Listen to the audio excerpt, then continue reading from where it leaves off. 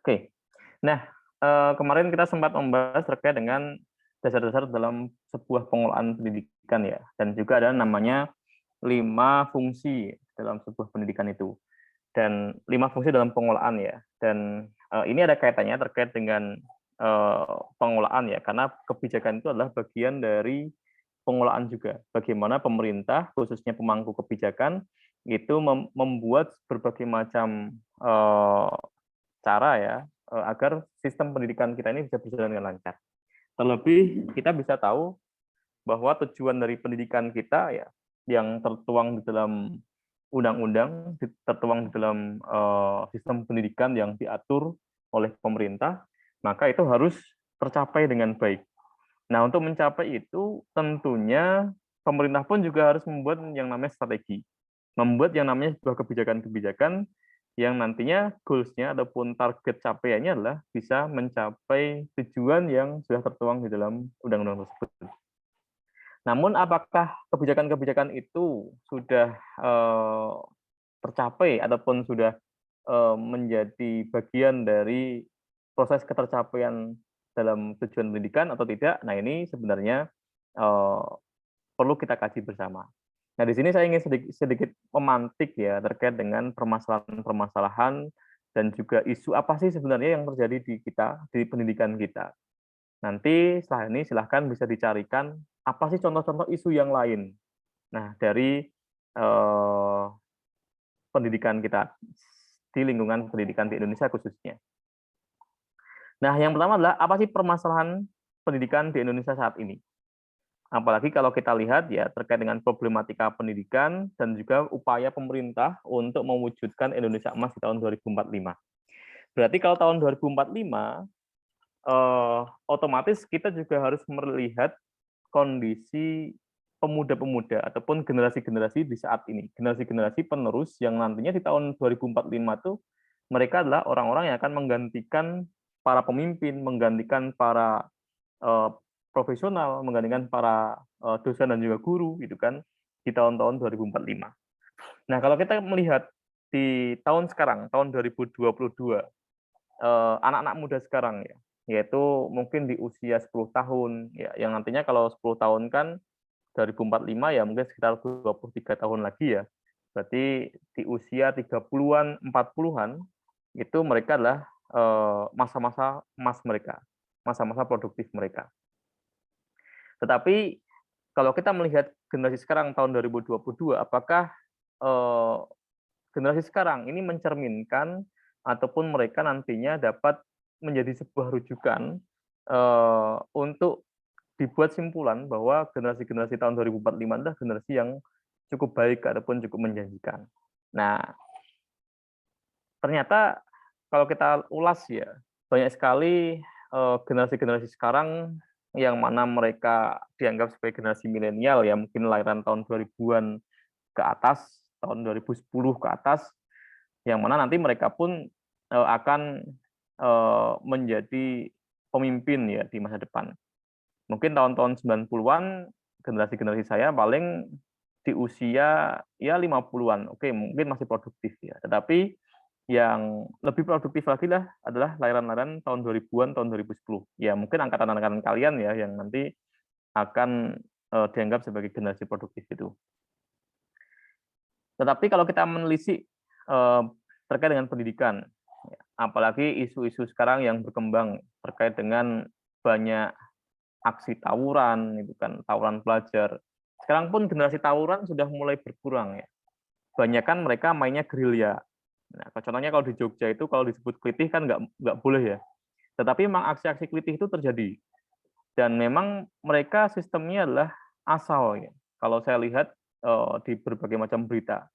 Dan saya pun juga dari sana, dari Jogja, itu cukup miris sekali ya. Sekarang anak-anak muda, pelajar bahkan, mereka melakukan aksi yang seperti itu. Aksi klitih yang mencari mangsa, tetapi asal. Gitu. Kalau mungkin zaman dulu, zaman-zaman tawuran, anak-anak SMA dulu tawuran, mereka sudah tertuju kemana nih mereka akan mencari. Ya. Iya, kalau dulu kan taruhnya punya tujuan gitu kan. Jadi ya oke, saya mau ngedrop di SMKX gitu kan, atau mau ke SMAY gitu. Jadi mereka punya tujuan gitu. Dan musuhnya jelas gitu kan. Jadi masing-masing sekolah itu punya musuh gitu kan. Nah, dan ini ya memang salah ya, aksi itu salah ya. Tapi oh kalau setelah A ini kita friend gitu kan. Jadi tahu mana apa namanya koalisinya, mana musuhnya gitu kan. Tapi kalau sekarang nggak bisa. Sekarang ini mereka mencari mangsa ya asal gitu kan. Yang penting mereka diakui, yang penting mereka ini punya eksistensi bahwa oh keberadaan mereka itu takuti gitu kan. Ini yang terjadi seperti itu. Belum lagi kalau kita lihat di dunia medsos ya, media sosial. Indonesia dikenal sebagai masyarakat yang ramah secara umum. Tetapi kalau di dalam media sosial, kita lihat bahwa Indonesia sangat dikenal sebagai masyarakat yang paling keras ya, paling tidak ramah gitu kan. Bahkan dicap seperti itu. Berarti menandakan apa? Menandakan secara mental, secara awareness-nya terkait dengan teknologi awareness-nya mereka pun juga masih sangat kurang sekali. Apalagi ada isu-isu hoax yang berkembang, mereka sangat mudah sekali tertipu dengan hal itu. Atau mudah sekali terpancing gitu kan. Mungkin junjungannya dilecehkan terus melakukan apa namanya pelecehan dan lain sebagainya. Nah, ini yang terjadi seperti itu. Jadi kalau seperti itu terjadi ya ini potret kondisi kita ya, potret kondisi pelajar kita, potret kondisi generasi yang nantinya tahun 2045 dianggap sebagai generasi yang akan menggantikan orang-orang posisi-posisi tertentu. Tetapi kalau mereka seperti itu, bagaimana nantinya? Nah, ini yang menjadi coba kita renungkan ya terkait dengan isu ini, terkait dengan permasalahan ini. Belum lagi terkait dengan isu-isu yang terus berkembang ya, mulai dari ujian nasional sekarang dihapuskan. Padahal kalau kita melihat dari pendidikan, ujian nasional itu adalah bagian dari penilaian. Di dalam standar penilaian, di dalam 9 standar pendidikan itu salah satunya adalah penilaian di dalam apa namanya penilaian akhir ya.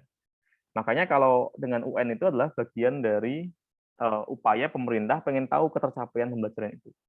Walaupun memang UN ini masih perlu banyak revisi ya, perlu banyak apa namanya pertimbangan dan juga perubahan. Belum lagi terkait dengan yang sekarang lagi dikerjakan yaitu MBKN, Merdeka Belajar untuk sekolah dengan sekarang ada namanya kampus sekolah penggerak, guru penggerak dan lain sebagainya. Kalaupun di kampus ya ada kampus Merdeka. Nah, ini slide ini oh ya nanti saya share ya. Slide ini juga beberapa saya masukkan juga dari slide Kemdikbudristek ya terkait dengan beberapa program yang dikembangkan. Jadi ada program sekolah penggerak tadi, guru penggerak, dan juga PPG. PPG pun juga sekarang dibuat dengan konsep PPG model baru. Nah ini nantinya bisa juga rekan-rekan bisa ambil, silahkan dipelajari. Kira-kira seperti apa sih konsep-konsep PPG-nya, konsep-konsep sekolah penggerak itu kan yang ditawarkan oleh pemerintah. Karena memang pemerintah sekarang mencoba mengupayakan untuk apa namanya meningkatkan kualitas sumber daya manusia dan juga untuk meningkatkan kualitas sekolah gitu kan melalui program sekolah penggerak. Terkait dengan kurikulum pun juga sekarang beberapa sekolah-sekolah juga diminta untuk mengembangkan kurikulum merdeka. Nah, saya nggak tahu kurikulum merdeka itu seperti apa, apakah dimerdekakan gitu kan, pembelajarannya merdeka, dibebaskan atau seperti apa, atau bagaimana? Ini memang perlu dipelajari. Dan isu yang terakhir yang sedang booming itu adalah terkait dengan revisi RUU Sisdiknas. Nah, mungkin kalau teman-teman bisa mengikuti ataupun pernah mengikuti ya, sekarang RUU Sisdiknas ini menjadi sebuah polemik juga sebenarnya, karena kita bisa melihat ya, kita sudah mengalami 2 tahun pandemik ini, sudah mulai terbiasa dengan pembelajaran online, pembelajaran Zoom kayak gini gitu kan. Nanti ketika sudah normal, apakah kita akan kembali ke kelas? Apakah kita kembali per SKS, per JP, per jam pembelajaran itu adalah dihitung normal atau seperti apa? Nah, ini memang harusnya ada inovasi dari pemerintah terkait dengan pemberlakuan kelas. Apakah kelas ini harus di kelas langsung atau mungkin dengan konsep lain pembelajaran di kelas? Ini yang seharusnya ya di dalam RUU Sisdiknas ini perlu dikembangkan. Nah, cuman memang konsep PJJ ini pemerintah pun juga harus selektif ya, karena sebelum pandemi pun banyak sekali PJJ yang dibuka. Dan bahkan ada beberapa pejabat ya, bahkan sampai rektor dipecat ya gara-gara mereka melakukan aksi ya tadi apa namanya jual beli ijazah gitu kan. Mungkin kalau pernah mengikuti ada salah satu rektor ya di perguruan tinggi terkenal bahkan gitu kan dipecat dari rektornya ya gara-gara memang jual beli ijazah. Atau pernah juga di berita, saya pernah lihat berita di salah satu stasiun televisi swasta ya dengan jargon memang beda. Nah ini pernah Kopertis, kalau dulu namanya Kopertis ya. Sekarang adalah LL Dikti ya. LL Dikti ini sidak ya di salah satu wisuda dan dianggap sebagai wisuda bodong ataupun wisuda ilegal. Dan memang betul ya, ada reporter yang mewawancarai salah satu apa namanya salah satu calon wisudawan ya, ditanya, "Mbak berapa IPK-nya?" Jadi tidak bisa menjawab, "Oh nanti saya nunggu wisuda dulu." Gitu. Pertanyaan saya adalah, dia sudah mau lulus gitu kan, minimal tahulah IPK-nya berapa gitu kan. Nah, bahkan kita ya, ini kan semester 2 ya, semester 2 kan minimal tahulah IP-nya berapa, kemarin di semester 1 dapat IP-nya berapa. Apalagi ini yang mau lulus gitu kan, minimal tahu IPK-nya berapa. Nah, ini kan menunjukkan bahwa ada praktik-praktik yang tidak benar dalam sebuah pembelajaran, apalagi PJJ. PJJ ini makanya pemerintah sangat selektif sekali terkait dengan penerapan PJJ, walaupun sebenarnya sangat efektif sebenarnya kalau kita terapkan khususnya untuk pembelajaran teori. Tapi kalau pembelajaran praktik mungkin menurut saya nggak bisa juga dengan sistem online karena kita pun juga harus melihat terkait dengan pembelajaran seperti apa dan lain sebagainya. Nah ini beberapa permasalahan ya kalau kita kaji lebih mendalam kita ulas ya itu cukup banyak sekali permasalahan yang ada di dalam sebuah pendidikan gitu. Nah ini contohnya adalah terkait dengan pembelajaran BDR ya waktu itu. Ini saya ambil waktu tahun 2021. BDR pun waktu itu juga mendapatkan sebuah permasalahan ya karena banyak yang menggunakan gadget, apalagi mungkin faktor ekonomi, ada yang mungkin merasa nggak punya gadget, itu kan harus pinjam, bahkan ada yang sampai mencuri, itu kan gara-gara nggak punya gadget dan lain sebagainya. Nanti saya akan share ya di sini materinya dan silakan nanti bisa dipelajari. Oke, baik. Saya ingin membuka diskusi ya. Kira-kira ada nggak yang mau menyampaikan lagi? Kira-kira apa sih permasalahan dalam pendidikan kita saat ini?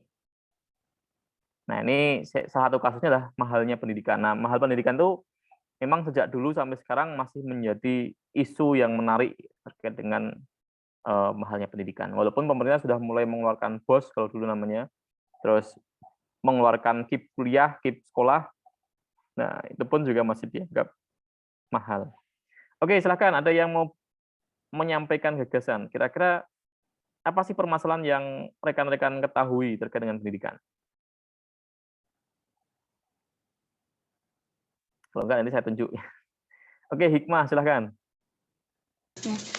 Izin Pak, sebelumnya saya Hikmah dari dengan NIM 2101888. Menurut saya kalau masalah pendidikan tuh misalnya di sekolah menengah atas atau di SMA, kenapa ya sekolah-sekolah tuh kayak ada sekolah favorit atau sekolah biasa gitu, itu kenapa ya Pak?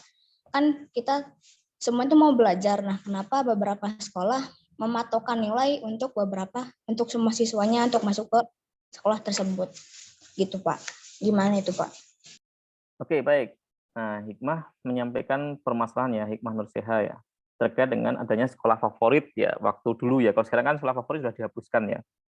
Dulu ada sekolah favorit dan juga ada sekolah non favorit. Dan kalau secara hitung-hitungan kualitas, betul sekali. Sekarang kita berpikir ya, katakanlah di Purwakarta nih, katakanlah. Ada sekolah SMA X yang dianggap sekolah favorit. Otomatis orang-orang pintar di SMP yang dianggap pintar ya, mungkin ranking 1 sampai ranking sekian, akan menuju ke sekolah tersebut. Berarti secara input, secara masukan, di sekolah X, SMA X itu pasti dimasuki oleh orang-orang yang punya kualitas yang baik. Makanya sekolah tersebut tinggal menambahkan sedikit grade-nya, menambahkan sedikit masukannya kepada orang tersebut, maka dia tinggal akan mendapatkan nilai yang lebih. Ditambah kebanyakan sekolah favorit adalah biasanya menjadi prioritas diberikan dana oleh pemerintah.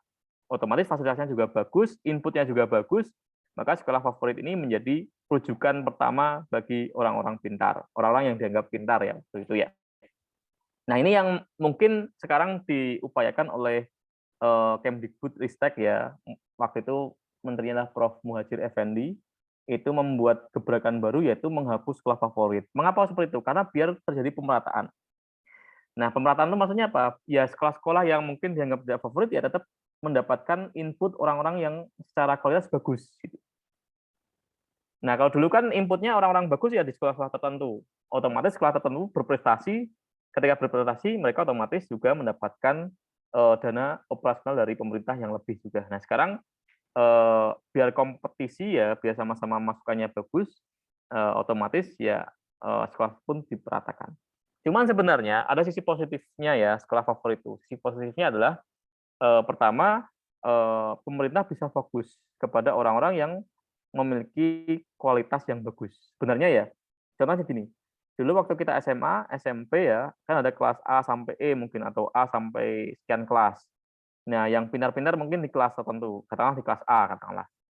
Nah, terus yang mungkin dianggap kurang pintar dalam satu sisi ya mungkin ya, itu di kelas E, atau seperti itu. Atau orang-orang spesial di kelas E. Nah, sebenarnya adalah langkah itu bukan untuk mengkotak-kotakkan sebenarnya, kalau kita berpikir secara psikologis. Maksudnya seperti apa? Kalau seperti itu, maksudnya seperti ini. Ketika kelas A atau kelas yang memang dianggap orang-orang yang mudah sekali mencerna pembelajaran, maka gurunya tinggal diberikan dipantik sedikit, maka para siswa itu dia bisa menangkap materi yang diberikan. Berbeda dengan yang kelas yang E, kelas yang mungkin dianggap kurang. Nah, gurunya pun harus memberikan secara pelan-pelan. Ibarat kata kelas A itu tinggal disodorkan makanan, mereka tinggal mengambil sistem prasmanan. Nah, kelas E itu ya harus disuapin dulu. Oh, ini adalah nasi. Oh, ini adalah lauk. Jadi harus satu-satu. Dan nggak mungkin ketika orang yang cepat merespon mendapatkan materi dengan cepat, dengan orang-orang yang tidak cepat merespon materi itu, disatukan. Gurunya pun nanti akan bingung. Karena saya punya pengalaman mengajar di salah satu perguruan tinggi waktu di Jogja. Ada salah satu mahasiswa ya, dari sebuah daerah, di luar negeri sebenarnya, tapi luar negerinya dulu pernah gabung di Indonesia. Itu megang mouse saja nggak bisa. Jadi megang mouse itu agak kesulitan. Jadi oke, mouse-nya silakan tarik ke atas. Nah, dia narik ke atas gitu kan. Jadi aduh ini bingung gitu kan. Nah, kalau saya fokus ke satu orang itu, kasihan yang memang mahasiswa yang dia cepat, yang pengen bergerak. Tapi kalau saya tinggalkan, kasihan yang memang orang-orang yang mereka belum tahu apa-apa. Nah, makanya dibuat kelas-kelas itu sebenarnya secara psikologis adalah membuat untuk mempermudah guru untuk melakukan assessment, melakukan treatment juga. Cuman ya kembali lagi ya ketika dibuat kelas itu kadang-kadang membuat bergengsi. Oh, saya keterima di sekolah A nih, sekolah favorit gitu kan. Menjadi ya gengsi-gengsian. Ini yang memang terus yang kedua adalah terkait dengan kesenjangannya, kesenjangan pendanaan. Biasanya sekolah-sekolah favorit, sekolah yang mendapatkan input yang bagus itu yang mendapatkan dana lebih. Kasihan yang sekolah-sekolah yang tidak mendapatkan input yang kurang bagus gitu. Itu kalau pendapat saya seperti itu. Baik, yang lain ada yang mau menambahkan terkait dengan tadi?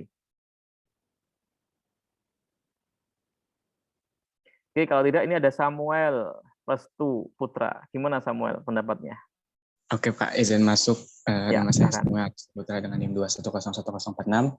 Jadi menurut saya mengenai permasalahan pendidikan di Indonesia itu ada juga tentang jumlah guru yang terampilnya itu masih terbatas.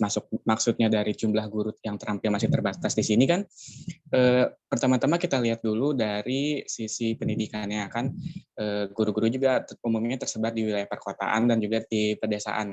Tapi di satu sisi di sini juga ada beberapa guru yang keterampilannya masih kurang terbatas, ada banyak faktornya juga yang bisa terjadi dari sekian banyak alasan. Salah satunya tuh kayak minat dari si gurunya itu sendiri. Kayak gurunya tuh lebih memilih di tempat mengajar yang mudah diakses dari segi transportasi, terus dan juga akses menemukan kebutuhan-kebutuhan yang mudah gitu, kayak dekat dari kota. Tapi sedangkan kalau misalnya di desanya sendiri, kayak desa terpencil yang jauh dari perkotaan itu, guru-guru yang bisa mengajar secara terampil itu masih kurang, Pak. Karena mungkin ya kurangnya tergerak hatinya juga buat masuk ke desanya itu mungkin dan susahnya akses untuk masuk ke desanya tersebut mungkin Pak. Dari saya begitu Pak. Baik, terima kasih Samuel Restu ya. Betul sekali. Yang isu yang berikutnya ataupun permasalahan berikutnya adalah guru, tenaga pendidik. Karena tenaga pendidik di kita ini, apalagi ketika mereka membuka lowongan CPNS ataupun lowongan guru lah ya, kebanyakan mereka akan memilih lokasi yang di perkotaan ataupun lokasi yang mudah diakses. Jarang sekali mereka yang memilih lokasi yang di pelosok. Kalau di Purwakarta ya mungkin di daerah mana itu yang dekat Jatiluhur ya, yang agak ke sana gitu kan. Nah itu mereka jarang sekali memilih. Kalaupun ada yang memilih, mereka nanti 2 atau 3 tahun minta mutasi, minta pindah gitu kan. Dan pindahnya pun nggak tanggung-tanggung, pindah di kota gitu kan. Nah nggak tahu sekarang para ASN di Jakarta katanya mau dipindahkan ke IKN ya. Nanti apakah mereka minta mutasi atau tidak gitu kan. Nah ini yang terjadi. Jadi mereka minta mutasi ataupun nggak mau mengambil formasi itu. Makanya formasi yang di tempat-tempat tersebut kebanyakan itu kosong gitu kan.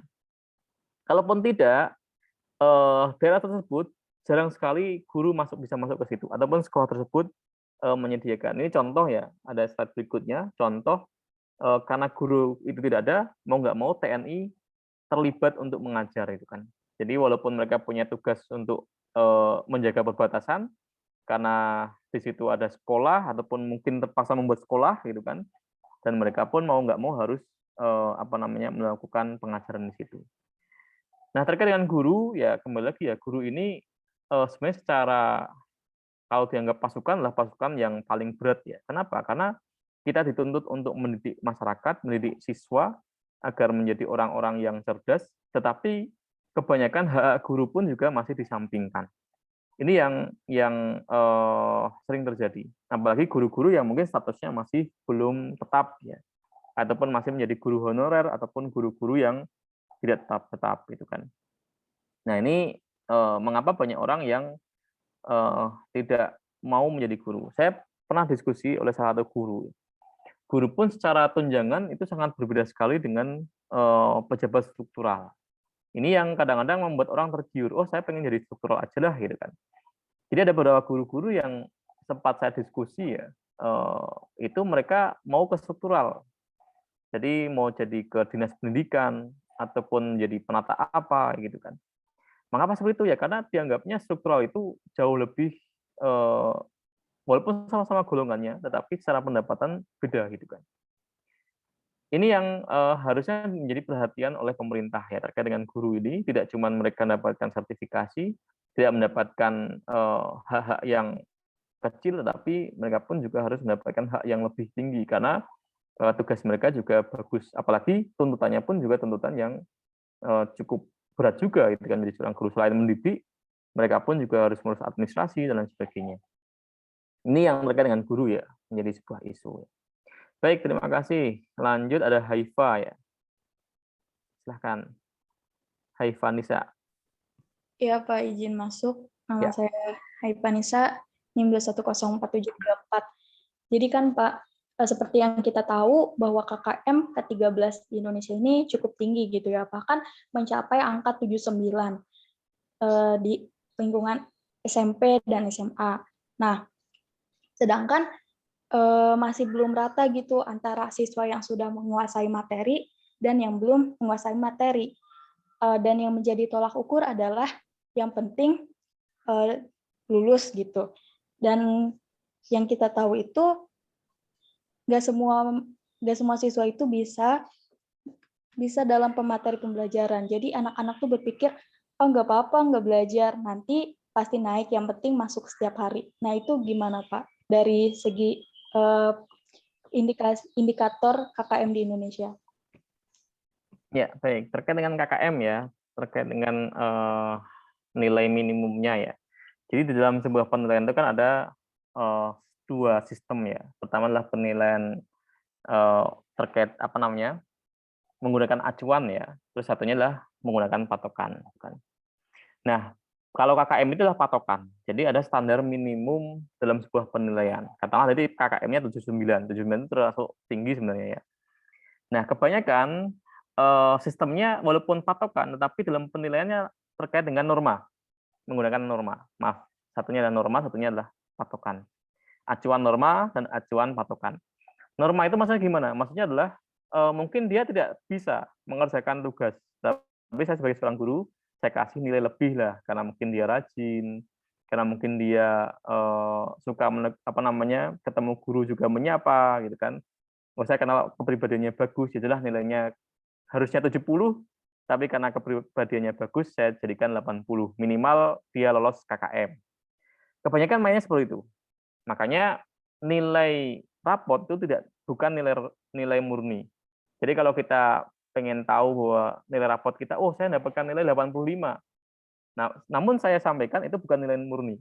Bukan nilai murni pembelajaran itu dapat nilai itu. Pasti ada unsur-unsur dari guru tersebut untuk menambahkan nilai. Kenapa? Karena dia acuannya adalah penilaian acuan norma. Jadi ya sistemnya normatif karena memang ya karena dia baik, karena dia rajin mengerjakan tugas, mengumpulkan terus, ya saya kasih nilai baik kayak gitu. Nah, mengapa kok ada sistem KKM? Sebenarnya tadi yang saya sampaikan di awal ya, bahwa di dalam standar pendidikan itu ada 9 standar ya. Satunya standar penilaian. Dan standar penilaian itu adalah untuk mengukur ketercapaian sebuah pembelajaran. Makanya ada namanya tes sumatif, ada tes formatif. Nah, ini bedanya adalah kalau tes formatif kan kita sebagai seorang guru pengen tahu nih ketercapaian siswa dalam masing-masing bab. Masing-masing babnya ini mereka paham nggak gitu kan. Nah, nanti yang di akhir pun ada tes sumatif untuk mengukur ketercapaian semua pembelajaran. Di dalam pembelajaran ada namanya learning outcome-nya, ada namanya goals-nya apa, gitu kan, atau capaian pembelajarannya apa. Nah, ketika mereka bisa mengerjakan tugas ataupun bisa menyelesaikan tes sumatif, otomatis dia bisa menyelesaikan, bisa menguasai, mengakuisisi kompetensi sesuai dengan capaian pembelajaran tadi. Nah, kalau menurut saya adalah terkait dengan acuan minimal 79 itu, saya pikir nggak jadi masalah. Yang menjadi masalah adalah kira-kira gurunya sanggup nggak untuk memberikan materi kepada siswanya, kepada anak didiknya, untuk mencapai minimum KKM ini. Nah, yang terjadi adalah kebanyakan guru ataupun siswa ini, mereka tidak bisa mencapai KKM. Sehingga ya mungkin KKM-nya harus diturunkan, ataupun mungkin dievaluasi terkait dengan nilai acokan. Kalau menurut saya sih seperti itu ya, kalau terkait dengan tadi Haifa. Ya, baik Pak. Terima kasih atas penjelasannya. Baik, sama-sama. Lanjut. Ini ada Edwin ya, Pujiantoro. Izin Pak, tadi Azam dulu yang raise hand. Oh, Azam. Oh iya, maaf. Oke, silakan Iya, Azam. Ya, terima kasih, Edwin. Kalau menurut saya, Pak, permasalahan pendidikan di Indonesia itu salah satunya jam pembelajaran terlalu panjang, Pak. Karena kan bisa dilihat, oke, ada satu atau beberapa anak yang tidak masalah, tapi kebanyakan anak-anak itu kan merasa itu terlalu panjang dan kurang efektif, Pak. Kan menambah siang itu kan yang menambah capek gitu loh, Pak. Dan tidak banyak juga yang stres juga, Pak, kalau terlalu panjang jam pelajaran. Ya. Apalagi dalam 6 hari berturut-turut. Dari Azam. Baik, terima kasih Azam ya. Berarti jam pembelajaran terlalu panjang ya. Apalagi hari Senin, paginya matematika, setelah matematika fisika, setelah istirahat fisika nanti ada kimia, setelah kimia nanti biologi gitu kan. Pulang-pulang pusing gitu kan siswanya. Panas ya di kepalanya ya. Ya, begini ya, terkait dengan jam pelajaran ya. Karena di Indonesia ini kan masih menggunakan kurikulumnya kan berbasis mata pelajaran ya. Jadi kan di dalam kurikulum ini kan ada dua ya. Satu berbasis tematik, yang kedua adalah mata pelajaran. Untuk SD sekarang sudah menerapkan tematik ya, sistem tematik. Nah, sedangkan kalau untuk yang SMP ke atas itu mereka masih menggunakan mata pelajaran. Bahkan kampus pun sebenarnya sistemnya adalah mata pelajaran ataupun berbasis course ya. Itu kan mata pelajaran sebenarnya. Nah, masing-masing mata pelajaran itu punya yang namanya JP ataupun jam pelajaran atau SKS. Nah, untuk memenuhi itu mereka harus mengikuti pembelajaran itu dengan berapa jumlahnya gitu kan. Makanya diaturlah, oh kalau hari efektif Senin sampai Jumat atau Senin sampai Kamis itu dari jam 7 pagi sampai jam setengah 2 siang katakanlah dengan beberapa istirahat. Cuman kadang-kadang ya kembali lagi yang saya sampaikan, kita ini dalam RUU Sidiknas ini harus diatur ya terkait dengan pembelajaran. Apakah in class, di dalam kelas jam 7 pagi sampai jam 9 itu anak-anak siswa itu balik kelas, mengikuti pelajaran, atau bisa dilakukan di luar kelas. Nah, ini harusnya diatur di dalam RUU Sidiknas. Kenapa? Karena ketika anak-anak di kelas itu jenuh. Saya sebagai guru, sebagai dosen pun ketika mengajar di kelas juga jenuh juga sebenarnya kan. Kita di kelas gitu kan, yuk kita lihat PPT yang saya buat gitu kan. Terus diskusi ataupun mahasiswa presentasi, menurut saya ini juga nggak begitu efektif ya. Yang bagus ya memang mungkin suatu saat kita bisa di luar gitu kan, sambil berkunjung kemana mungkin barangkali. Dan ini saya pikir itulah langkah yang tepat dalam sebuah pembelajaran biar kita sama-sama pun juga mendapatkan pengalaman. Cuman memang kadang-kadang kalau kita berada pembelajaran di luar kelas, mungkin kita duduk-duduk di teras, mungkin ditanya, ini nggak ada kelas ya, gitu kan. Khawatirnya seperti itu ya. Cuman memang harusnya konsep pembelajaran sekarang, ya apalagi kurikulum Merdeka ini, dituntut sekolah penggerak setelahnya ya, sekolah penggerak ini dituntut pun juga mereka membuat berbagai macam kelas inovatif. Bagaimana kelasnya pun bisa inovatif, pembelajarannya pun juga lebih menarik, sehingga anak-anak pun juga tidak jenuh dalam pembelajaran. Walaupun memang menarik, tetapi sistemnya di kelas terus mereka duduk ya, terus mereka beraktivitas di situ, memang saya pikir ada kejenuhan juga namanya siswa. Tetapi gini ya, saya pernah mengkaji ya, ada beberapa sekolah kayak di Finlandia yang katanya cuma 5 jam, di Jepang cuma berapa jam. Walaupun mereka cuma sedikit, tetapi tugas-tugasnya pun juga banyak sebenarnya. Jadi mereka pun kita hanya sekedar melihat secara umum ataupun melihat secara ini loh baiknya pembelajaran di Finlandia, oh ini baiknya pembelajaran di Jepang. Padahal kalau kita duduk di situ, kita riset benar-benar riset di situ, kualitatif ya, secara pure 1 tahun lah mengikuti pembelajaran di situ, mungkin pasti akan mereka merasa kejenuh juga. Karena ada salah satu dosen kita, dosen UPI ya di Bandung itu pernah meneliti, beliau pernah ke Jepang, pernah ke Finlandia kalau nggak salah, untuk melakukan riset. Ternyata pembelajaran mereka secara umum memang bentar, tetapi banyak hal yang siswa pun juga dituntut lebih kritis, dituntut dengan tugas-tugas yang lebih maksimal gitu kan. Ini yang sebenarnya kita hanya melihat normatif. Contohnya gini, oh Indonesia bagus ya konsepnya Merdeka Belajar gitu kan. Konsepnya adalah mahasiswa boleh berkunjung ataupun memilih mata kuliah lain di kampus lain ataupun mengikuti aktivitas lain. Secara konsep bagus, tapi ketika di lapangan, coba tanyakan ke dosen-dosennya, coba tanyakan ke dosen bagian kurikulum gitu kan, terkait dengan penyiapan MBKM. Saya yakin pasti akan mendapatkan komentar yang panjang gitu kan, hal itu. Nah ini terkait dengan MBKM gitu kan. Kalau kita lihat saya sebagai orang pengamat pendidikan, wah MBKM bagus. Gitu kan. MBKM ini membuat siswa lebih beraktivitas gitu kan di luar kampus gitu kan. Tetapi kalau kita diskusi dengan di lapangan ya pasti mereka akan merasa merasa keberatan ya dengan konsep-konsep itu. Jadi sebenarnya itu ya terkait dengan waktu tadi saya sampaikan terkait dengan JP tadi karena kita pun punya jam pelajaran dan itu pun diatur.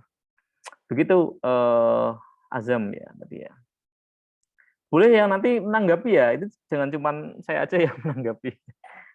Pertanyaannya bagus ya, banyak isu yang dilontarkan ya, tetapi silahkan disampaikan. Jadi siapa berikutnya tadi? Edwin, Pak. Edwin, ya. Gimana Edwin? Edwin keluar ya? Terpental ya? Ya, kayaknya terpental ya. Oke, silakan ada yang menanggapi apa yang saya sampaikan tadi. Boleh sedikit menanggapi Pak yang Ya, MBKM. boleh silakan Bu Dewi. MBKM itu memang secara konsep bagus ya Pak, tapi penerapan di lapangan ternyata banyak sekali mengalami permasalahan yang tidak sesuai. Jadi seperti anak saya itu ketika mengambil MBKM, iseng dia mengambil mata kuliah yang di luar kesistelan background gitu. Jadi saya tanya, belajar apa di MBKM? Belajar apa ya Bu? Saya juga bingung. Nah, ditanya kayak gitu, loh kok bingung? Terus ada juga yang program apa tuh Pak yang mengajar ya? Apa? Kampus mengajar apa? Iya, Kampus yang mengajar ya? Kalau nggak salah. iya, yang dia mengajar juga di sekolah gitu kalau nggak salah. Dia mengajar di sekolah. Dia tidak diberikan kesempatan mengajar, tapi malah diperbantukan untuk ke perpustakaan gitu. Jadi ada beberapa semacam penyelewengan gitu ya, penyelewengan kegiatan. Jadi bukan diberi kesempatan untuk mengajar, tapi lebih ke membantu administratif gitu. Yang terjadi MBKM itu sih kelemahannya. Tapi kalau secara konsep memang bagus. Cuman mungkin secara pelaksanaannya perlu ditinjau lagi gitu. Dan itu agak memusingkan bagian kurikulum sebetulnya ya Pak ya. Betul Program sekali. MBKM. Karena kita harus memplot mata kuliah yang bisa dikonversi dengan program tersebut. Nah, itu yang susah. Itu mungkin Edwin sudah masuk, mungkin mau Ya. bertanya. Ya, izin maaf Bapak Ibu, tadi kuotanya tiba-tiba habis. Izin melanjutkan pertanyaan saya yang tadi ya. Mungkin yang sebagian besar sudah dipaparkan oleh rekan-rekan saya sebelumnya. Tapi menurut saya masalah yang mendasar adalah kualitas gurunya itu sendiri gitu Pak. Terlepas dari kualitas siswa, yang jadi permasalahan utama tuh ada di bagian guru dan pemerintahnya. Yang pertama kan kita sudah tahu gitu tujuan pendidikan itu apa. Mungkin kalau berkaca dari banyak sumber, dari Ki Hajar Dewantara katanya itu kemerdekaan, dari Ibnu Sina katanya itu ilmu pengetahuan. Tapi yang saya rasakan banyak orang yang tidak merasakan apa itu pendidikan gitu, terutama dari siswanya. Karena apa ya, kita belum tersentuh dari apa itu pemantik dari yaitu gitu Pak. Jadi orang-orang belum paham gitu bagaimana cara berpikir, bagaimana cara menyelesaikan masalah. Bahkan ada banyak, saya bikin survei kecil-kecilan gitu Pak, di daerah saya, di daerah Bandung, Kiara Condong. Itu banyak siswa-siswa SD bahkan SMP gitu, yang mereka tuh nggak ngerti bagaimana caranya bersikap gitu. Apa ya, terlepas dari umur mereka, itu tuh sebenarnya masalah yang simpel. Kayak beli jajanan ke warung, mereka tidak bisa untuk berbicara gitu. Padahal kan tujuan pendidikan untuk hal-hal mendasar dan untuk kehidupan ya Pak. Terlepas dari kesejahteraan guru, esensi guru itu sendiri menurut saya sudah mulai berkurang gitu. Sekarang Tridharma mahasiswa saja kan ada pengabdiannya. Guru itu bagian dari itu gitu harusnya. Tadi yang sudah dipaparkan Samuel, guru tidak mau untuk mengabdi untuk negaranya, kita hanya mengabdi untuk uang. Dan itu menjadi sebuah pertanyaan gitu, apakah ini negara kapitalis sekuler atau seperti apa? Dan ya balik lagi gitu, ideologi Pancasila tidak dimasukkan ke dalam pendidikan, dan itu menjadikan apa ya, sebuah pertanyaan gitu, dan jadi sebuah kebingungan juga bagi kitanya. Terus pemerintah bagian ini apa? Kalau misalnya ngambil contoh zonasi gitu ya Pak, kemarin sistem zonasi yang udah diterapin di SMP sama SMA, itu sebenarnya nggak efektif karena ada daerah-daerah yang penduduknya di sana tuh kurang. Balik lagi soal yang dari Kemendikbud itu, solusinya ini gitu untuk yang favorit. Tapi balik lagi, itu menjadikan sekolah favorit tetap ada, dan itu tetap aja sekolah favoritnya yang di tengah kota gitu, tidak merata gitu Pak. Jadi menurut saya permasalahannya ada di dasar yang diberikan kepada anak-anak, kepada kita mahasiswa dan siswa, lalu ada di pemerintahnya itu sebagai tujuannya. Kita sebenarnya nggak tahu gitu tujuan pendidikan itu apa. Orang-orang belum pada tahu itu, dan tidak ada yang pernah membahas itu juga. Jadi itu permasalahannya menurut saya Pak. Orang-orang belum pada sadar. Mungkin itu Pak dari saya. Terima kasih. Oke, baik. Edwin, maaf tadi sempat terpotong ya saya. Jadi yang saya tangkap terkait dengan ada zonasi, ada pendidikan ya, siswa belum merasakan pendidikan, terus terkait dengan kapitalisasi pendidikan, padahal kita sekarang menekankan profil pelajar Pancasila dan menekankan Pancasila sebagai falsafah dalam hidup kita, tetapi kita masih menerapkan kapitalisme di dalam pembelajaran ataupun di dalam pendidikan. Baik, yang pertama terkait dengan zonasi ataupun kemarin sejalan dengan Prof. Muhajir ya waktu itu membuat sistem zonasi dan full day school. Nah, itu pun sempat ditentang ya oleh berbagai macam kalangan, salah satunya yang penggerak di Madin ya, Madrasah Diniyah, terkait dengan full day school.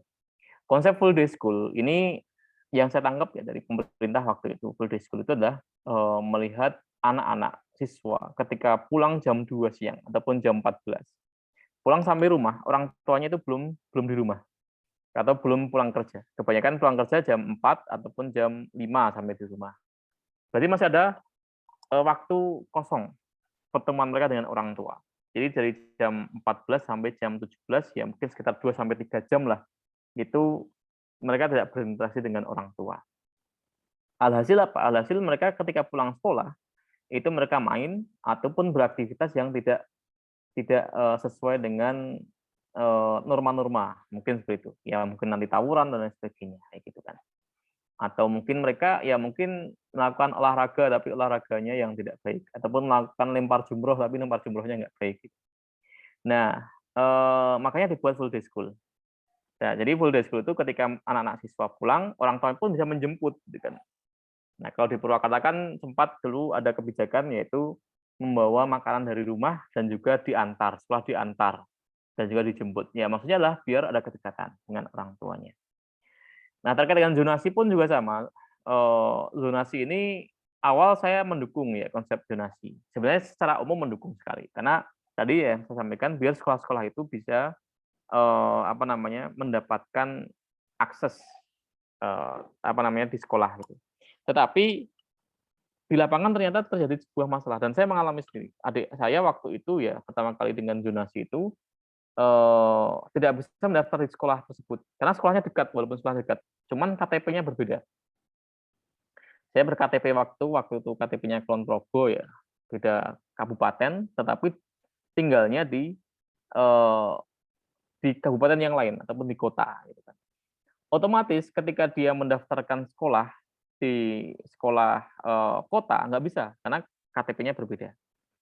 Seharusnya memang bisa menggunakan domisili. Cuman kalau domisili itu nanti akan terjadi pemalsuan ataupun manipulasi domisili. Yang betul-betul berdomisili di situ ya kadang-kadang akan kalah dengan orang-orang yang mengaku sebagai domisili di situ. Nah, makanya pemerintah tidak mau seperti itu ya. Makanya dengan sistem siswa berprestasi tadi.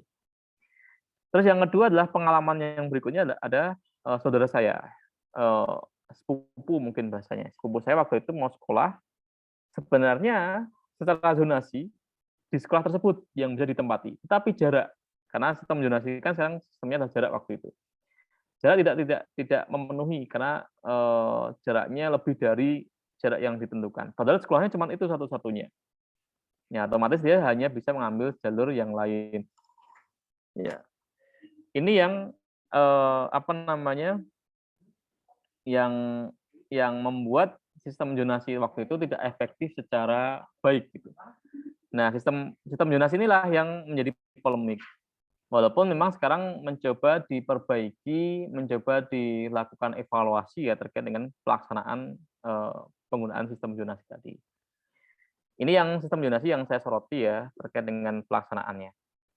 Terus yang kedua adalah terkait dengan pembelajaran ya, bahwa mengapa kok kita ini tidak ada unsur pendidikan di dalam pembelajaran. Karena kalau saya lihat konsep pembelajaran kita ini adalah konsep pengajaran, bukan konsep pendidikan secara utuh. Kalau konsep pendidikan secara utuh ya mungkin waktu-waktu zaman dulu ya. Waktu di mana guru bisa menjewer ya, guru bisa melakukan kekerasan dalam tanda kutip kepada siswa, dan itu pun masih dianggap lazim. Nah ini, tapi kalau sekarang guru melakukan aksi fisik dalam tanda kutip ya, yang mungkin masih diperbolehkan, itu tahu-tahu lapor HAM, tahu-tahu lapor kepada pihak-pihak yang mengatasnamakan kebebasan ataupun hak asasi manusia. Walaupun sebenarnya kita dalam pendidikan nggak boleh ya, kita sebagai guru main tampar, main jewer kepada anak, sebenarnya tidak boleh. Tapi menurut saya itu adalah bagian dari pendidikan sebenarnya. Ketika anak tersebut nggak bisa diatur, terus ditegur nggak bisa, nggak mau, terus apa yang dilakukan oleh guru? Atau orang tua saja, orang tua ketika anak nggak mau diatur, apakah hanya sekedar verbal saja? Kan nggak, kebanyakan main fisik gitu kan. Tapi fisiknya dalam tanda kutip ya, kalau fisiknya berlebih nggak boleh. Bahkan orang tua sekalipun ya kita main fisik secara berlebih nggak boleh. Tetapi kalau kita fisiknya mungkin ya masih sebatas wajar ya masih diperbolehkan juga. Nah, ini. Nah, guru pun juga sebenarnya mempunyai hak juga sebenarnya untuk menegur seperti itu. Cuman kan karena sekarang ada HAM ya, bahkan ada kasus guru hanya menegur saja orang tuanya datang gitu kan. Nah, ini kan yang terjadi seperti itu ya. Seperti yang dalam video sebelumnya ya, bahwa guru ini kan secara penghasilan juga nggak seberapa itu kan. Terus gelarnya pun SPD ya, bukan hanya sekedar sarjana pendidikan tapi sarjana penuh derita gitu kan. Ini pun masih melekat di dalam pendidikan itu. Ini yang saya lihat. Berbeda dengan zamannya Ki Hajar Dewantara sebagai Menteri Pendidikan. Waktu itu bukan Menteri Pendidikan namanya, Menteri Pengajaran. Namanya Menteri Pengajaran, Kementerian Pengajaran, tetapi konsepnya pendidikan. Nah, sekarang kita berbeda. Kementerian Pendidikan, tetapi konsepnya adalah pengajaran. Nah, makanya dengan harapan Kementerian Pendidikan ini ya benar-benar mendidik, ya, memberikan pendidikan kepada siswa, memberikan pendidikan kepada peserta didik, dan juga fungsi lembaga pendidikan itu betul-betul bisa mengatur terkait dengan pendidikan kepada anak. Lantas, bagaimana caranya biar anak-anak itu bisa mendapatkan pendidikan dengan baik? Ada yang namanya sistem Tripusat Pendidikan. Nah, Tripusat Pendidikan yang diluncurkan oleh Kementerian Pendidikan ini harusnya adalah adanya sinergi. Sinergi antara lembaga pendidikan, antara orang tua, dan juga antara masyarakat. Dan ketiga-tiganya ini harus saling sinergi. Jangan sampai saling mengandalkan, oh ini tugasnya guru nih yang mendidik gitu kan. Padahal orang tuanya pun juga harus bisa memberikan pendidikan kepada anak gitu kan. Atau guru selalu mengatakan bahwa ini tugasnya orang tua gitu kan. Padahal ya gurunya pun juga harus memberikan pendidikan. Jadi ketiga-tiganya juga harus punya sinergi antara guru, orang tua, dan juga masyarakat itu. Nah, kalau tiga-tiganya sinergi, otomatis proses pendidikan itu bisa berjalan dengan efektif kayak gitu kan. Loh, kok bisa seperti itu ya? Kita bisa membayangkan sebagai seorang guru itu mereka tidak bisa dalam waktu satu kali pertemuan itu menghadapi satu siswa. Yang mereka hadapi adalah 30 anak, dengan satu rombel kan bisa sampai 30 anak. Ya bayangkan 30 rombel anak, 30 anak dalam satu rombel ini, itu adalah untuk dihadapi oleh seorang guru. Nah, saya pikir nggak efektif sekali kan itu terjadi. Jadi kalau tanggapan saya seperti itu ya, terkait dengan konsep pendidikan di dalam pembelajaran itu tidak ada, terus terkait dengan zonasi tadi, dan terkait dengan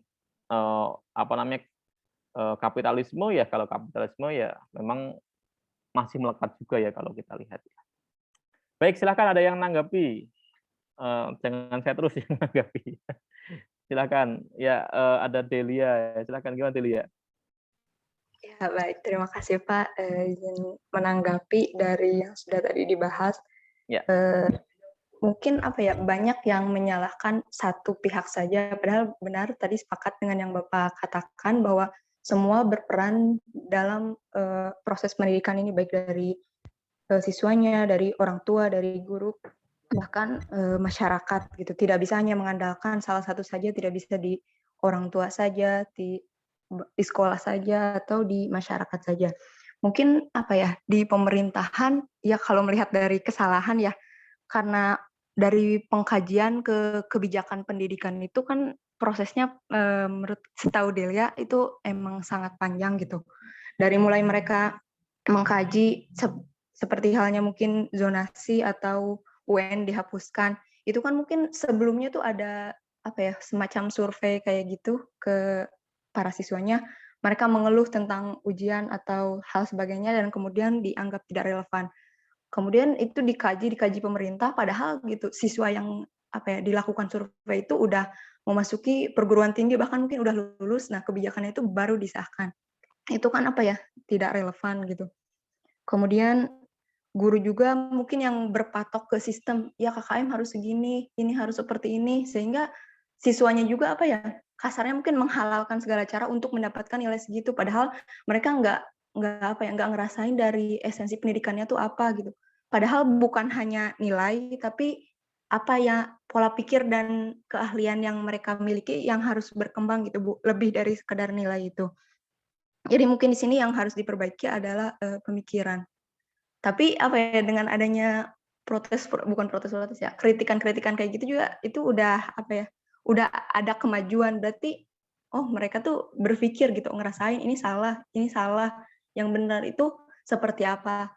Dan mungkin hal kecil yang bisa dijangkau tuh, misal saya masuk ke sekolah yang bukan favorit, sekolah D jauh dengan sekolah A yang sangat favorit.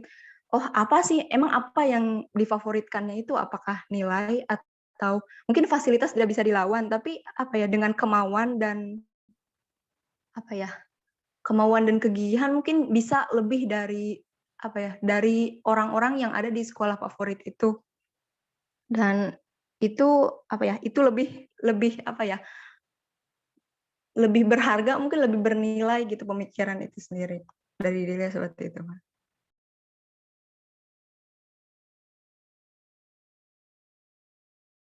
Baik, terima kasih ya dilihat tanggapannya. Menarik sekali ya tadi terkait dengan berbagai macam hal ya yang disampaikan. Terima kasih yang menanggapi.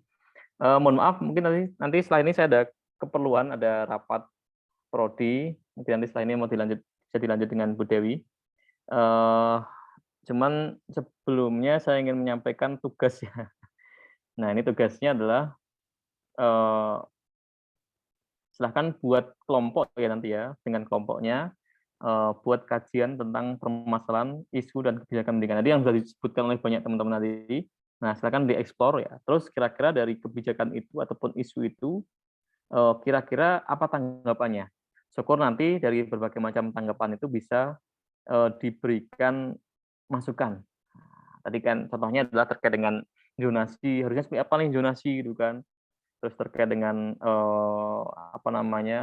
pembelajaran yang kurang efektif, nah harusnya seperti apa, nanti silakan bisa ditanggapi. Nah, pekan depan itu silakan bisa dipresentasikan dari hasil diskusi itu. Seperti itu ya, terkait dengan tugasnya. Untuk materi nanti saya share, saya kirim ke grup ya. Oke, silakan. Ada tanggapan mungkin barangkali silakan boleh raise hand lagi. Nanti paling sampai jam, ya silahkan selesainya bebas ya, mau sampai jam 11 boleh, gitu kan, kalau ada tanggapan. Namun sebelumnya saya pamit dulu, undur diri, karena ada rapat setelah ini. Terima kasih atas diskusinya. Saya serahkan ke Bu Dewi ya untuk melanjutkan. Sekian, Assalamualaikum warahmatullahi wabarakatuh. Waalaikumsalam warahmatullahi wabarakatuh.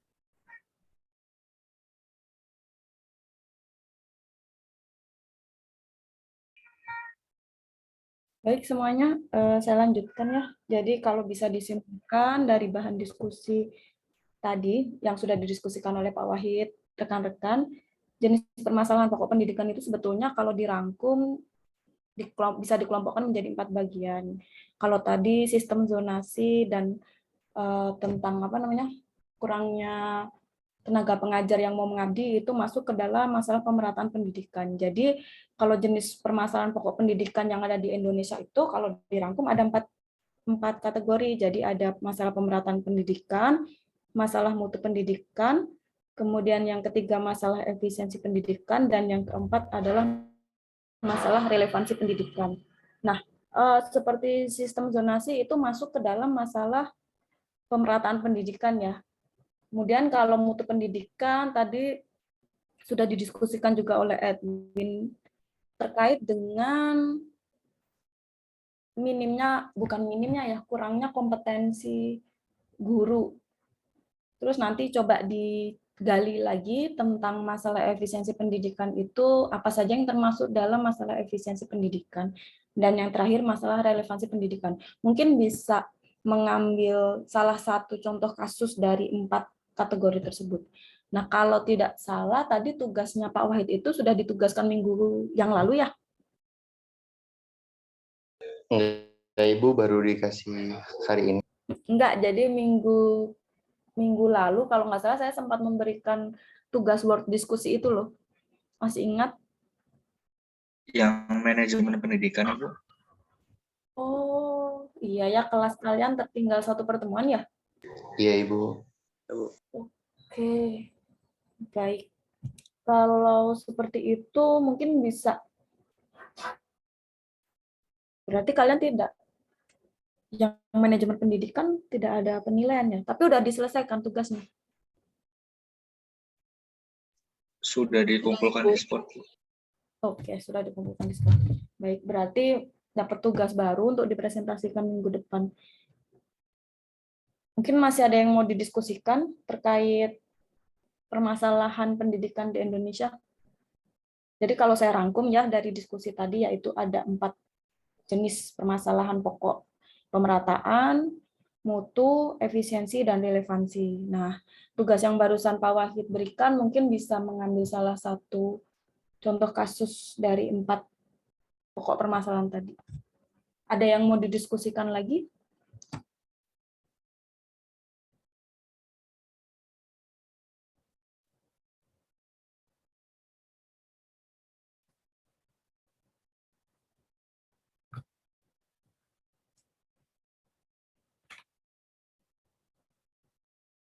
Ya, Edwin, silahkan.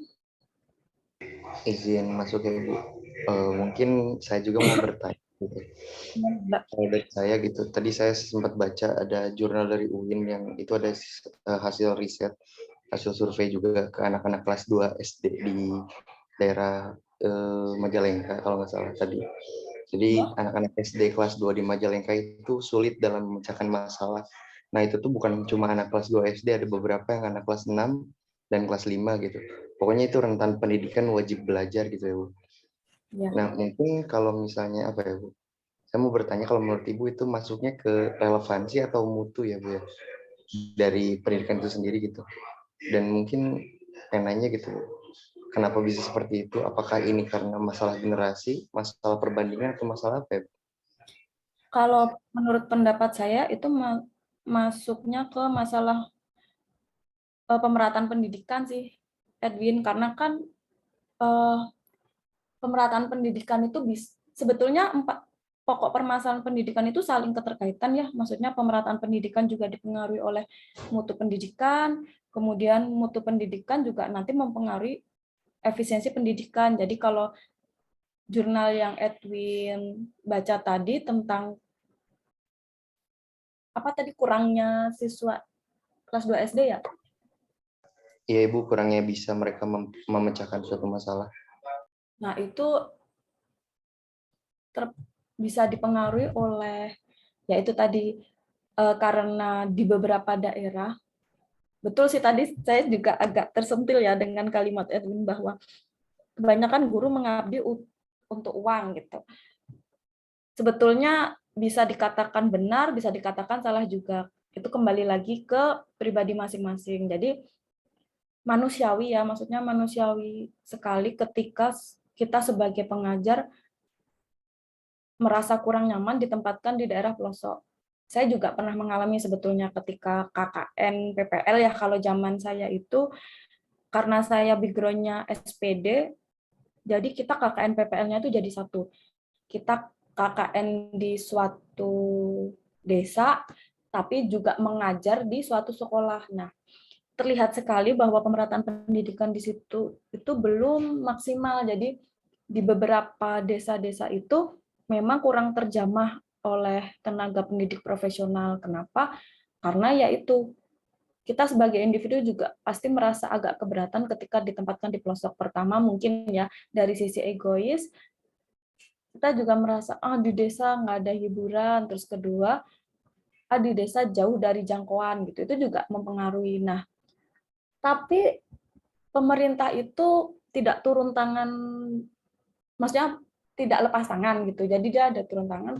Kalau PNS saya kurang tahu ya, kalau dari segi guru ada istilahnya penempatan mengabdi. Kalau dulu saya bukan guru sih, lebih tepatnya ke dosen. Jadi saya sempat ikut program pemerintah pelatihan calon pendidik akademi komunitas. Itu dosen, kita mengajar untuk daerah-daerah yang apa ya tepatnya 3T gitu ya, tertinggal, terluar, dan terpencil kalau nggak salah, saya lupa singkatan 3T. Nah itu saya ditempatkan di daerah Kajen, ada yang tahu nggak daerah Kajen? Nggak tahu. Nggak tahu ya.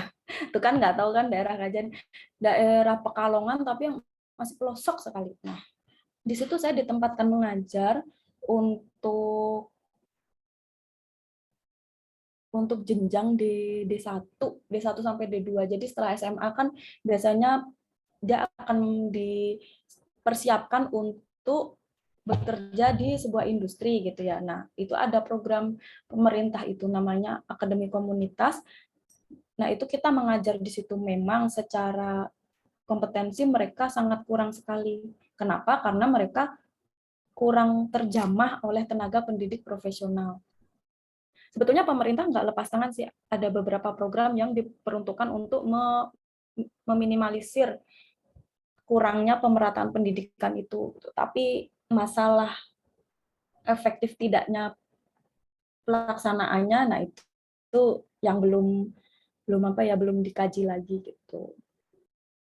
Itu sih Edwin, bisa terpengaruh oleh tenaga pendidik juga itu sebetulnya. Terus kemudian dasar dasar pengajaran itu kan ditentukan oleh, kalau saya melihatnya dari segi tenaga pendidik profesional. Mungkin dari jurnal itu pendapat saya pengaruhnya itu dari tenaga pendidik profesionalnya yang kurang menjamah daerah tersebut. Mungkin ya, atau mungkin tanggapan Edwin gimana? Nah, itu terpengaruhnya sama mutu, tapi kalau pemerintah itu mulai meningkatkan mutu dengan sertifikasi tenaga pengajar. Sekarang kan mulai gencar ya diadakan sertifikasi tenaga pengajar. Tujuannya apa? Tujuannya untuk meningkatkan mutu pendidikan. Minimal kalau tenaga pengajarnya itu bersertifikasi, setidaknya memenuhi kualifikasi tujuan pendidikan gitu. Mungkin ada yang menyanggah pendapat saya atau berpendapat lain? Silahkan. Kalau dari saya sendiri Bu, saya sepakat sama tadi kata Ibu ya, yang itu bagian tenaga pengajarnya gitu Bu. Soalnya dari jurnal ini sendiri, guru-gurunya pertama benar Ibu, pemerataannya masih kurang. Terus relevansi dengan mutu pendidikannya juga kurang. Jadi ya emang nggak terjamah gitu si sekolah ini tuh. Dan kebetulan ini sekolahnya swasta gitu, dan yang bikin saya kaget itu gitu. Karena biasanya yang gitu-gitu kan sekolah negeri ya Bu ya. Iya. Yang sering saya dengar, tapi ini sekolah swasta. Mungkin emang paling berketerkaitan sih Bu sama 4 yang tadi sudah Ibu sebutkan, dan semuanya ada gitu kebetulan. Dan memang saya juga sepakat tadi, pemerintah tuh nggak turun tangan tapi nggak lepas tangan gitu. Iya. Seakan-akan itu main aman, padahal itu nggak aman buat generasi selanjutnya. Mungkin kalau boleh mengkritik sedikit gitu, pemerintah kita sekarang gimana ya Bu, kurang bisa untuk menjamah semuanya gitu. Maksudnya sendiri kan itu mereka punya kementerian masing-masing, tapi dari kementerian masing-masing itu belum punya fokus utama gitu. Pendidikan mau seperti apa, keuangan mau seperti apa. Dan Indonesia sendiri belum berani memutuskan gitu dari pemerintahnya. Kita mau fokus ke arah ekonomi atau pendidikan, padahal yang menunjang ekonomi sendiri kan pendidikan gitu. SDM-nya kita kurang, dan SDM kitanya masih sering membanding-bandingkan, padahal ya balik lagi, kalian bukan tinggal di negara lain, kalian tinggal di sini gitu. Yang nggak semua sistem bisa diterapin juga, tapi pemerintah belum berani menetapkan satu sistem yang paten buat pendidikan itu sendiri gitu menurut saya. Jadinya kitanya balik lagi, kitanya nggak tahu ini apa, kitanya bingung ini apa. Jadi ya ketegasannya kurang, ininya kurang. Mungkin kalau boleh saran gitu buat pemerintah, diberanikan aja gitu untuk kitanya juga mau apapun yang kalian pikirkan di pemerintah gitu, terlepas dari kritikan dan saran, kita tahu itu baik buat kita gitu, buat masyarakat. Mungkin itu Bu dari saya. Ya. Sedikit curhat ya, tapi maksudnya ini tanpa menyinggung salah satu pihak atau instansi. Sebetulnya begini, kita itu sebagai pengajar, sebagai tenaga pendidik, kita sangat mau sekali ya jika kita ditempatkan di daerah-daerah yang kurang terjamah sistem pendidikannya. Tapi kalau sepengalaman saya nih, sedikit curhat juga, ketika kita sudah semaksimal mungkin meluangkan waktu, meluangkan tenaga, pikiran untuk memperbaiki sistem pendidikan di suatu daerah misalnya. Tapi kesejahteraan kita juga tidak diperhatikan loh sama pemerintah. Itu saya mengalami jujur. Ketika saya mengikuti program pemerintah yang CPAK itu, saya tidak dibayar selama, jadi kan programnya itu 2N+1, 2 tahun, terus mengabdi +1. Nah itu ketika saya mengabdi, secara kesejahteraan saya dan tim ya, maksudnya saya dan beberapa tenaga pengajar itu tidak terjamin, dalam artian kita dibayarnya pun terlambat, kemudian bahkan sistem rapel gitu. Jadi saya kurang paham kenapa pemerintah itu tidak sigap ya, dalam artian ketika kita menginginkan mutu pendidikan kita bagus, ya kita juga perhatikan kesejahteraan tenaga pengajar. Ini maksudnya bukan membela diri sendiri, tapi memang sepengalaman saya gitu. Jadi kami yang terpaksa harus meninggalkan zona nyaman kami, maksudnya domisili kami untuk mengabdi ke suatu daerah, di situ kami mengalami kesusahan. Pertama karena kita tidak dibayar secara tepat waktu, otomatis kan kita memikirkan bagaimana nih kita bisa hidup di sini sambil menunggu hak kita dibayarkan. Nah, di situ kan ada tambal sulam.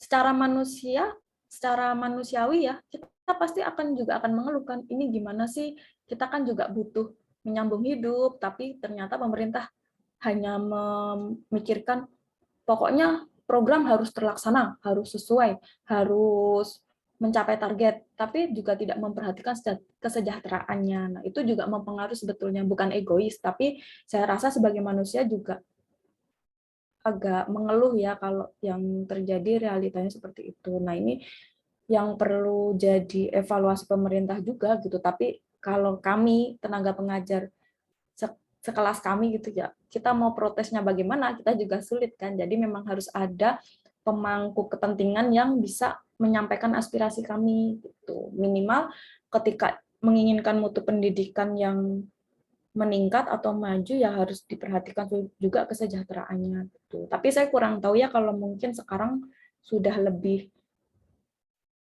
baik lagi sistemnya. Maksudnya pemerintah sudah memperhatikan kesejahteraan juga. Saya kurang paham, mungkin sudah setahap itu yang di pelosok-pelosok. Tapi kalau sepengalaman saya dulu yang terjadi seperti itu. Jadi pemerintah tuh terkadang abai sama hak-hak walaupun kita sudah melaksanakan kewajiban gitu. Terus kemudian juga sistem pemerataan pendidikan itu yang kalau di desa-desa yang kami alami gitu. Sewaktu saya KKN, sewaktu saya mengikuti program CPAK, itu adalah sarana prasarana. Itu beneran loh.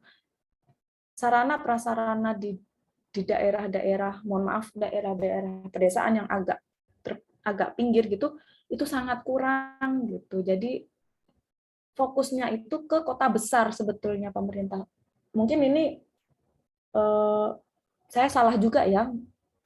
Tapi dulu yang pengamatan kami, tim kami, sarana prasarana di daerah-daerah itu tuh sangat minim gitu, sangat kurang dari segi gedung. Kalau gedung juga agak masih bisa ditoleransi ya, tapi dari buku, dari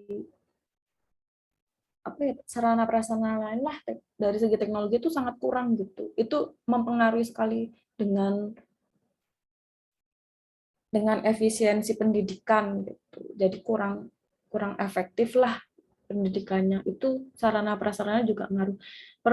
Kenapa pemerataan pendidikan itu menjadi masalah pokok yang utama, yaitu karena kan belum semua daerah terjamah ya, jadi pemerataannya itu kurang. Nah, di situ jadi mutu pendidikannya saling tarik-menarik nih dari desa ke desa. Itu sesuai pengalaman saya ya, tapi kalau sekarang saya kurang paham. Mungkin nanti di era kalian ada di masa kalian ada semester berapa itu ada KKN. Mungkin kalian nanti bisa meninjau langsung bagaimana sih sistem pendidikan di Indonesia, apakah sudah membaik, sudah merata, atau sudah efektif, atau lain. Mungkin nanti kalian bisa kaji.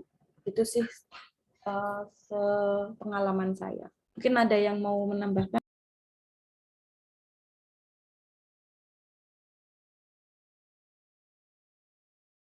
Mungkin dari saya cukup, Ibu. Tetap semangat. ganti sistem atau ganti kabinet. Ini setuju sih, tapi gimana ya? Saya tuh golongan netral sih kalau politik ya. Jadi mungkin ada yang mau berpendapat atau menyampaikan.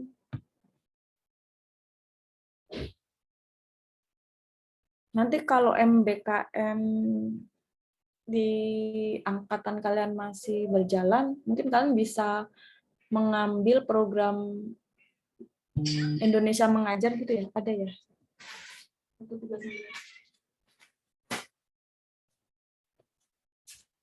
Oke, mungkin ada yang mau disampaikan lagi? Terima kasih, Edwin. Ibu.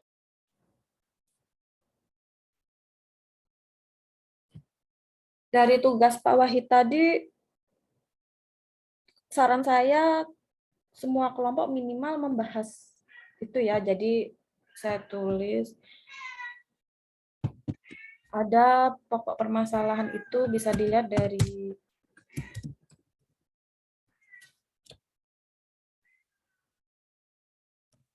satu,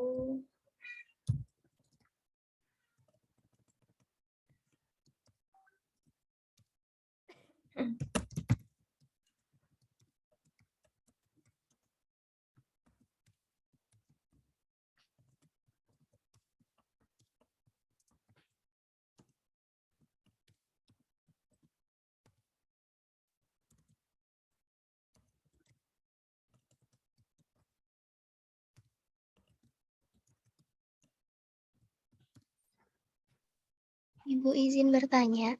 boleh? Untuk tugasnya kan pekan depan dipresentasikan, nanti akan dikumpulkan di spot juga, Kak, Bu?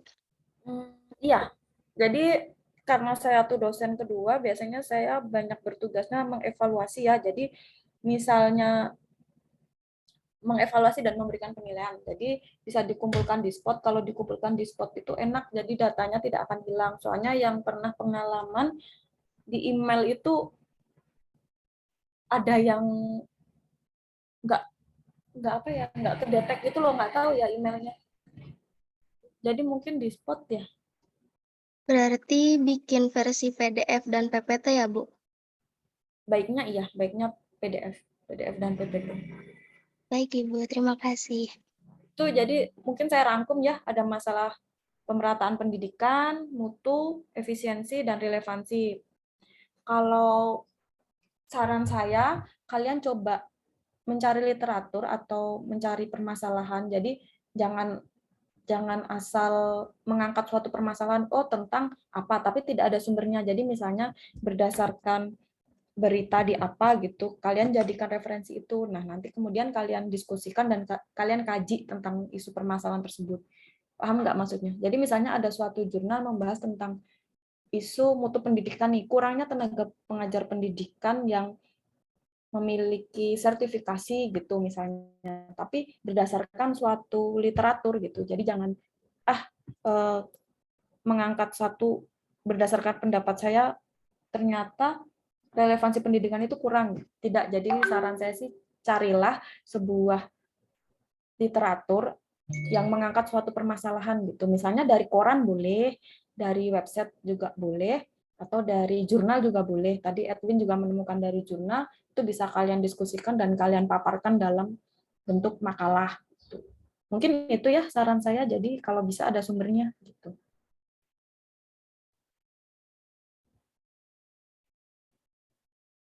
Bisa dipahami nggak maksud saya? Baik, Bu.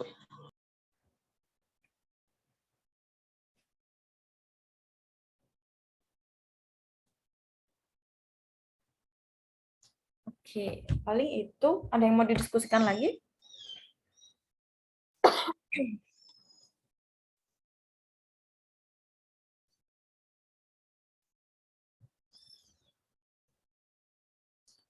Kalau tidak ada, paling bisa diakhiri ya. Mau Silakan. nanya lagi, Bu.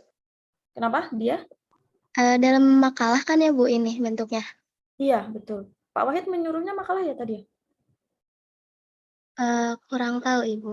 Oh, nggak harus makalah sih, misalnya dalam bentuk hasil diskusi atau notulensi diskusi juga boleh, tapi nanti di PPT dibuat aja, maksudnya isu apa, kemudian apa yang dikaji, mungkin solusi yang mungkin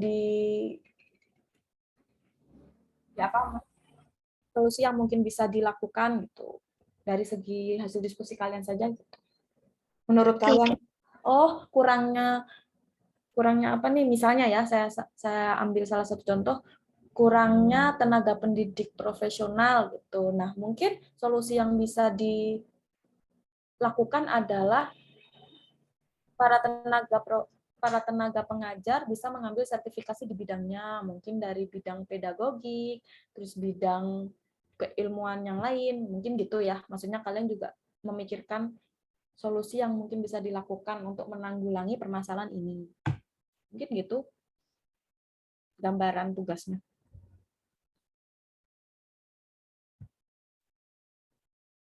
Ada lagi yang mau disampaikan atau ditanyakan? Dari dia cukup, Ibu. Terima kasih. Sama-sama. Yang lain? Kalau tidak, mungkin bisa saya akhiri ya. Silakan berdiskusi.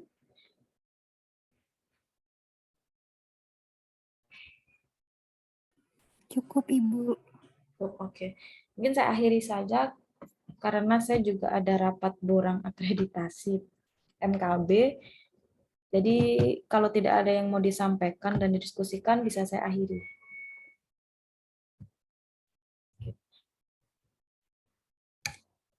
Mungkin saya akhiri ya. Terima kasih semuanya atas diskusinya hari ini. Saya akhiri perkuliahan hari ini.